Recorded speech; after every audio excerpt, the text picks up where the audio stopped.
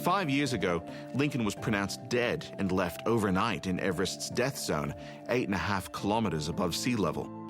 Lincoln's miraculous survival beat lethal odds and baffled science. But the mountain exacted a huge toll on this rider and practicing Buddhist. Not only did he lose fingertips to frostbite, he's still reckoning with the consequences of his ordeal. I'm going to be speaking to Lincoln about resilience, religion, death, and miracles. So, Lincoln, welcome. It's a pleasure to be with you. One of life's truly big questions is what happens when we die. So, Lincoln, what does happen? Well, it depends how long you manage to get along death's path. That's how I see it. As a Tibetan Buddhist, my understanding of death is that death takes place in 8 different segments. There are 8 different departures of life from the body. So it's a matter of which part of death you'd like to know about. How far did you get? Well, with those first 2 states of death, I have no memory. But as you continue to die, it becomes a finer tuning of death. In fact, I feel incredibly privileged to have come so close to death and still be here to talk to you about it. Yeah. Okay. Yeah. We're obviously going to talk more about your near-death experience and the events that led up to it later in our conversation. But let's just take a step back for a second and look at some of the formative experience that made Lincoln Hall. I'm curious, what part did religion play in your upbringing? Pretty well zero.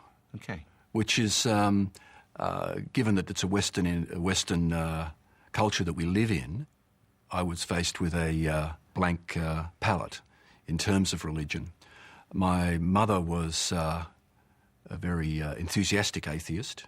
My father, when pushed, called himself a agnostic. At what stage did you feel that you could begin calling yourself a Buddhist? Well, there was a bit of a sidestep here, in that when I was organising the first Everest expedition in 1984, it was a pretty tense thing to be doing because no Australians had ever attempted it. But at the same time, I'd taken up yoga because I was just, getting more supple and getting better for climbing and being more attuned and not really having any religiosity, if that's the word, to it. But the kind of yoga that I stumbled into down by the beach at Manly was actually a very spiritual kind of yoga.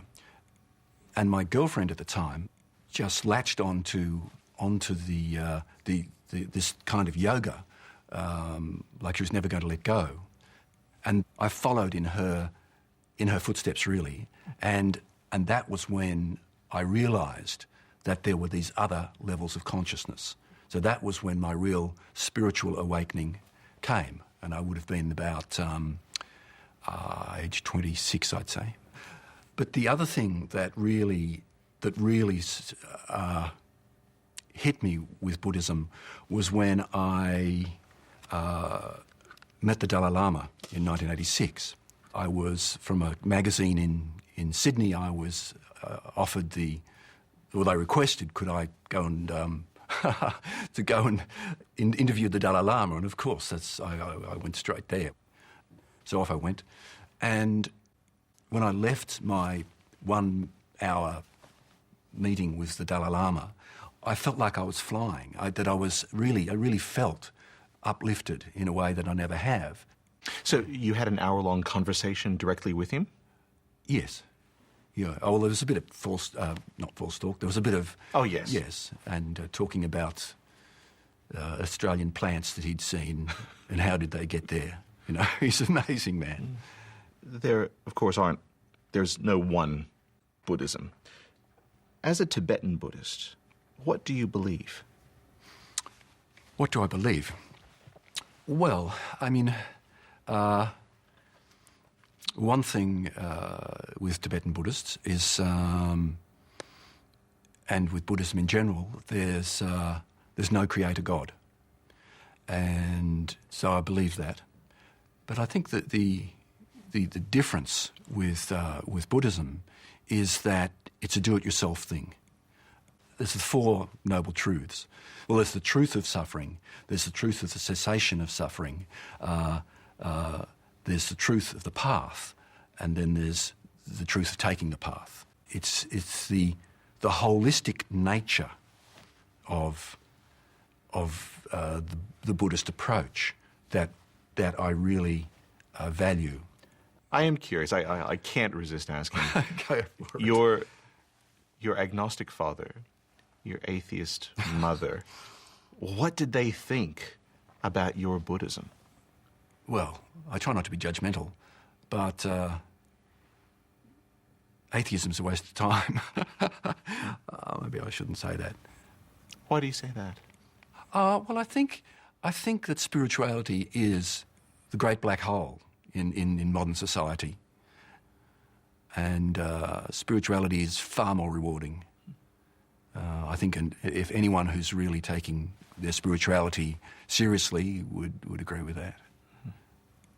I just want to take you one step back.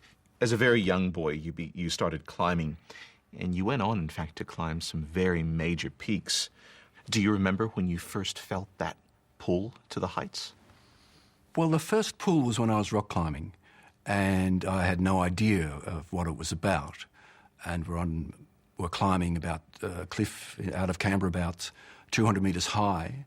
How old were you? I was 15. Okay. And it was really quite misty, and it was pretty scary.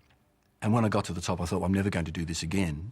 2 weeks later, on a Saturday, a young man fell about 100 metres to the ground and died. That was on the Saturday. On the Sunday, I went climbing again. There was obviously I want to do it, but I don't want to do it. And that was because of the intensity. You've described the intensity as being a great attraction. But I suppose at what stage did you associate heights with the divine? The way I express it, I guess, with climbing is that you have obviously the flatland, and then you have the vertical. And it's like going through the Lion, the Witch and the Wardrobe, going through into this other realm. And it really is another realm. You really have to tune every sense, because half a centimetre can twist your foot off the cliff. And it sounds like a silly thing to do, but the intensity is just so engaging. So I'm curious, is it the summit, or is it the climb itself that attracts you? Well, I interviewed Sir Edmund Hillary some years ago, and I mentioned this idea of it's the journey, not the goal, and he just laughed out loud. And you can imagine that for the first man to climb Everest, with Tenzing Norgay. Whereas for me, it really is the journey, really was the journey. One of the very appealing things about mountaineering, particularly on Himalayan climbs, big climbs, is that you've got yourself a goal, which is to reach the summit. And whereas in life here in Sydney and anywhere else in the world, in the modern world, there's so much going on. Whereas on these big mountains, you just lock in to all your senses, and that's sort of 24/7. All my senses tend to work together in a synergistic way, and for me suddenly to feel that the world around me is just behind me, that there is one world and I'm just one infinitesimal part of it. And that really is, I think, for me, the closest that I get to enlightenment. And by enlightenment, I mean connected to being one whole world. But is that what you mean by enlightenment? Oneness, this deep sense of connection with everything? Yes. And it was colours and smells and tastes and bird noises and It was like I was not going to be able to leave this feeling of oneness.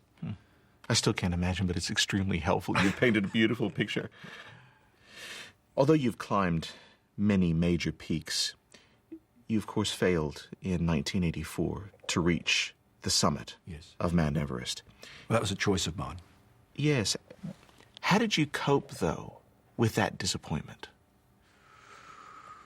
It must have been heartbreaking, because you were rather close, weren't you? Well, I was 500 metres, which is actually a long way at those heights when you're climbing without oxygen. So I turned back. Yes, we're certainly talking about disappointment. And then we got back down to base camp, and already I was bleeding with disappointment.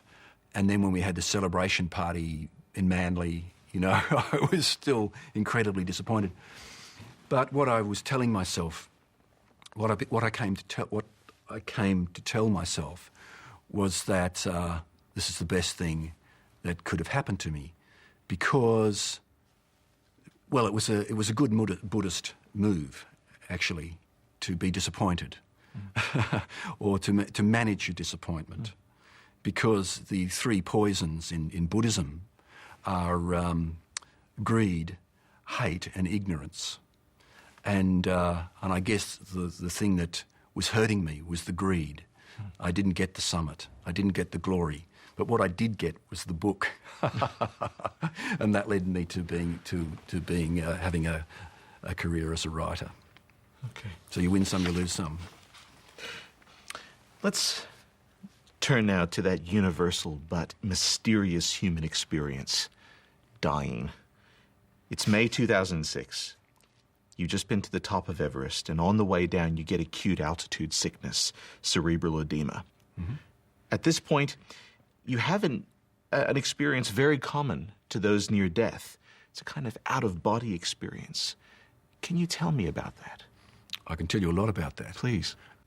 Cerebral edema is when fluid is retained within your skull, and your skull is obviously a solid body, and it puts pressure on your brain, pressure on the top of your spinal cord, which can kill you in itself. But if it doesn't do that, then you go delirious. My out-of-body experience came when I emerged from some kind of sleep or dream or something. I'd certainly passed out in some respect. But then something really strange happened, and that is that I didn't want to be there, but suddenly I wasn't there. I wasn't there on the rock. However, I could see myself on the rock, about 10 metres away, maybe a metre or two above. I was, from being 10 metres away, it was a completely different angle, and I could see the Sherpas over here and I could see the Sherpas there, and I didn't really think anything about it. And then I'm not quite sure what made the switch happen, but suddenly it was a switch back to where I was. And so I was a huge sort of jolt of adrenaline, of fear. And what happened then was I felt very much lucid, but also very exhausted. So just to clarify, though, you eventually collapsed, and for 2 hours the Sherpas couldn't find a pulse. You've stopped breathing. Even a poke in the eye doesn't raise you. You were left for dead. Were you? Well, I certainly was left for dead. And I think that, judging from what Pemba, one of the Sherpas, said, he was looking at me lying in the snow and just glazed eyes, apparently. And so there I was alone. And the next thing I knew, there was someone coming from behind me. And it was a bearded guy, a bit ragged from, looked like a bit of a old-time climber somehow. And so we communicated. But the way that we communicated was not with our voices.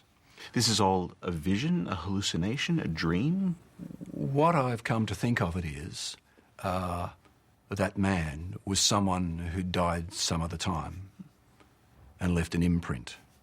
And then the bearded man was happy with that, and he left. And that's when I guess I lay down on the ground. It was getting dark, and I thought, well, I just need to sleep. And that was almost the sleep of sleeps. You spent a night out alone on the death zone of Everest with acute altitude sickness. No one else has done this and survived. What do you think enabled you to cling to life? We spoke earlier of that some things are just meant to be. And I think that perhaps my survival that night was one of those things that had to be. And because in a lot of other ways it's not explainable. Another thing that enabled me to survive, I mentioned earlier on the kind of yoga I did. It's actually a breathing technique which, if you can find a way to reduce the amount of oxygen that you're taking into your body, it means that your brain gets allocated to other areas, and your clever brain just leaves you with the section of your brain that is for the meditation. So that's really good for meditating, but it actually turns out to be fantastic for a high altitude climbing. And so what happens, I think, with other people in that situation who haven't done this years of this breathing, you're likely to panic. And if you panic, you're going to be using more oxygen. And if you're thinking, how am I going to get out of this? So I didn't have to go through that. I just knew that this was the oxygen I had, and I just had to stay with it.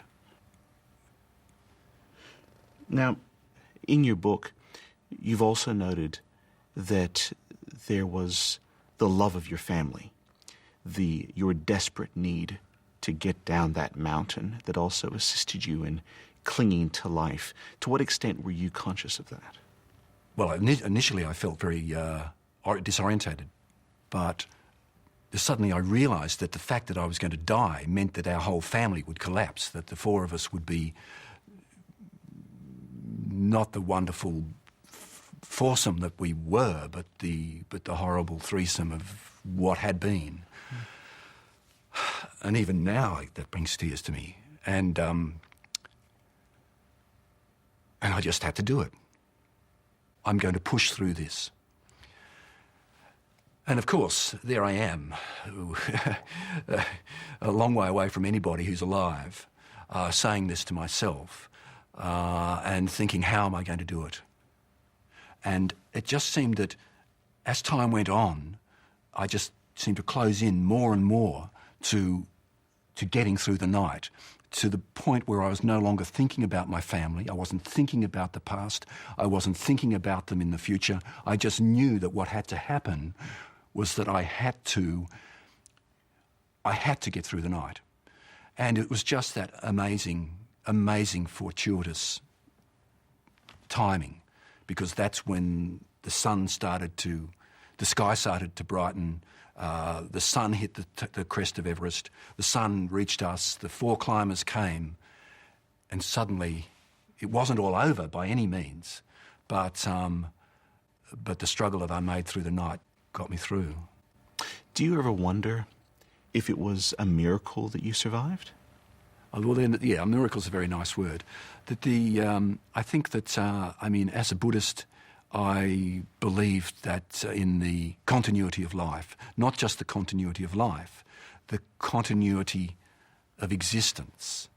Some people who cheat death, like you have, believe that they were saved for a purpose, that there was some work that they had to then go on and do with their life.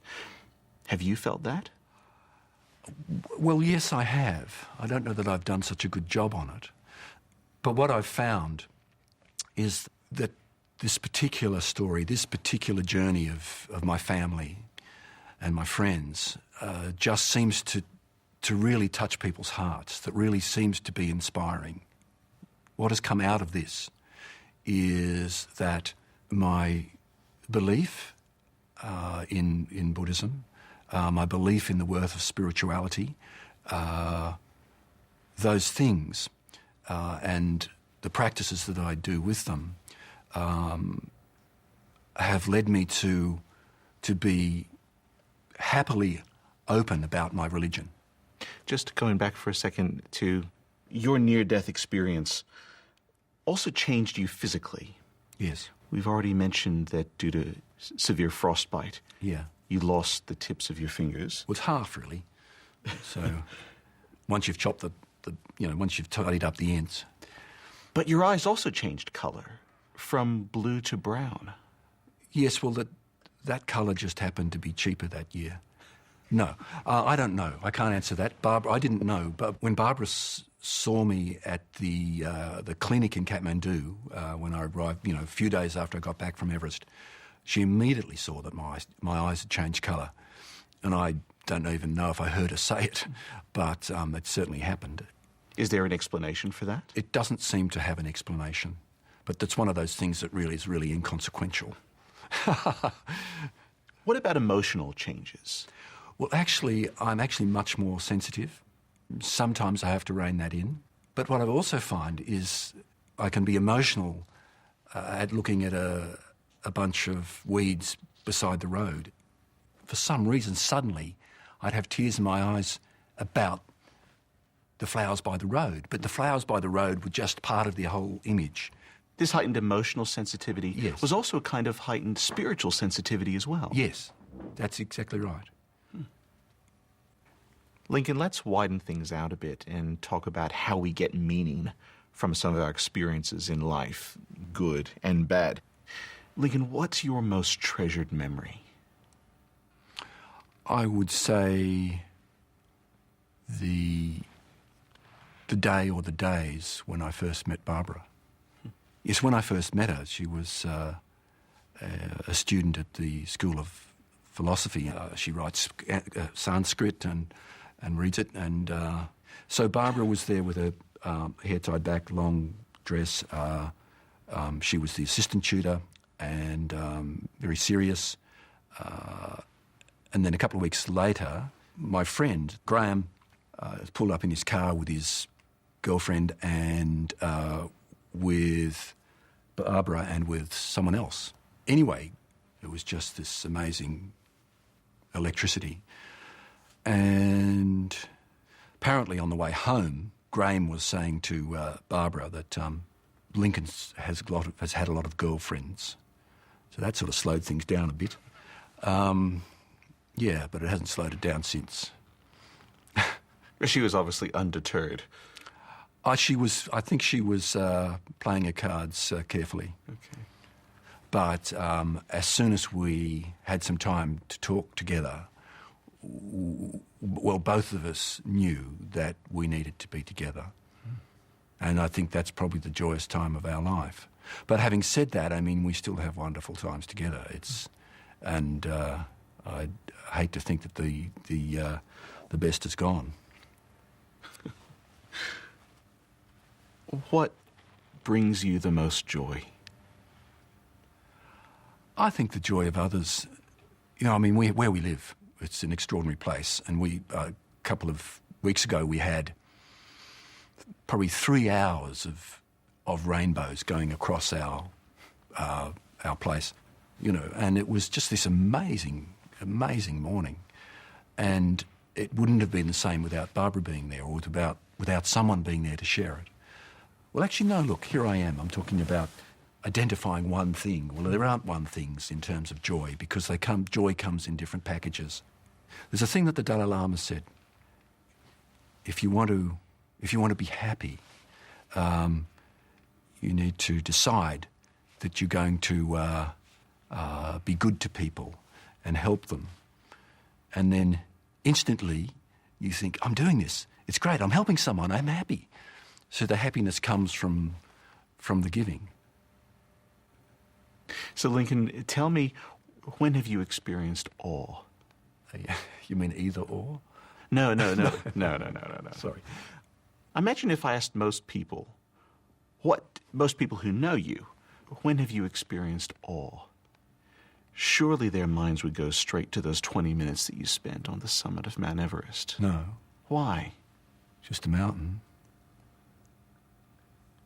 It's, even Ed Hillary may not agree, but it really is the journey. I mean, look what's come out of this journey. Well, Lincoln, let's move on now to final things, to death and to dying, topics that you Are they final, are they? Well, that's one of the things that we can discuss. You've come perilously close to death. So tell me, Lincoln, what is the meaning of life? I think by asking about the meaning of life, we're being shortchanged because existence is more than life. We're not here for meaning. We're here for being. What about the meaning of death? Aha. Mm-hmm. Well, the meaning of death is just another cycle in the meaning of life. I mean, that does sound glib, but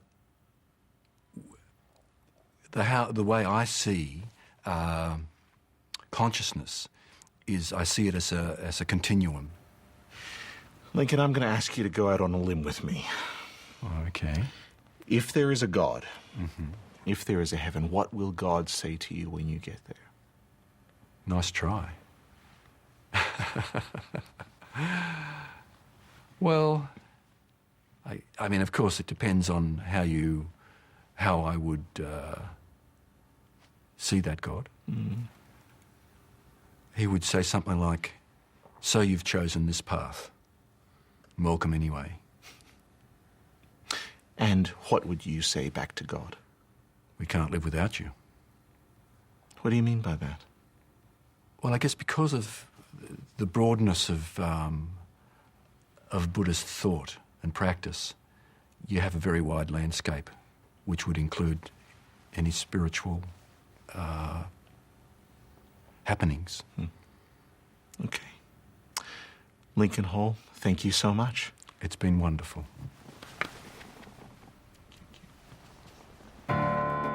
Next week on Life's Big Questions, I'm joined by Di Fingleton, the former chief magistrate who achieved fame for the wrong reason. I came out of prison with the ability to say, "I love you." The hurt was incredible. My husband held me once whilst I cried for 40 minutes, sobbed. Di Fingleton, my guest next Sunday on Life's Big Questions.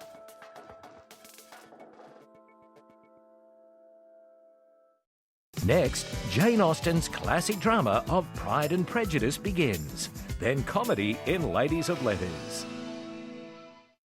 Q&A. If gay marriage is losing the battle, we should give that up and try to make heterosexual divorce illegal. Always a surprise. I'm for curtsying. I think men should curtsy to the Queen. Yeah. I want some of whatever he's on. Tomorrow, outgoing Ombudsman Alan Asher, conductor Richard Gill, feminist Anne Summers, psychiatrist Tanveer Ahmed, and the Australians Rebecca Weiser. Q&A tomorrow 9:35, ABC 1. It's the final countdown. Everyone's favourite quiz show is coming to an end. Only 3 episodes to go. The countdown is on, so be there. Wednesday, 8:30, ABC 1.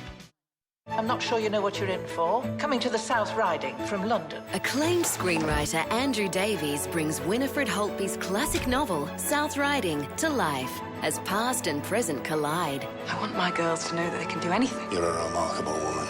Life, love and politics in the 1930s. It's a fool's game, falling in love. From the BBC, South Riding on DVD. Available for immediate delivery from ABC Shop Online, ABC Shops, centres and retailers. There seem to be as many types of weight loss diets as there are types of food. Are any worthwhile? ABC's Health and Wellbeing website can help. Log on to abc.net.au/health. The new diet guide reviews 8 popular diets and gives you the expert lowdown on what it really means to eat well.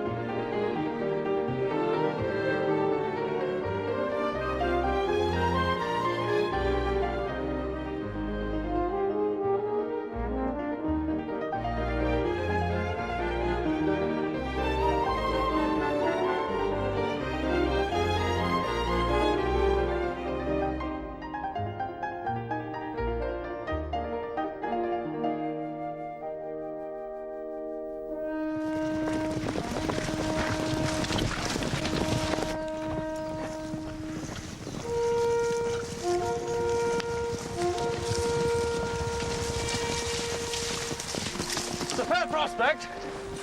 Pretty enough, I grant you. Oh, it's nothing to Pemberley, I know.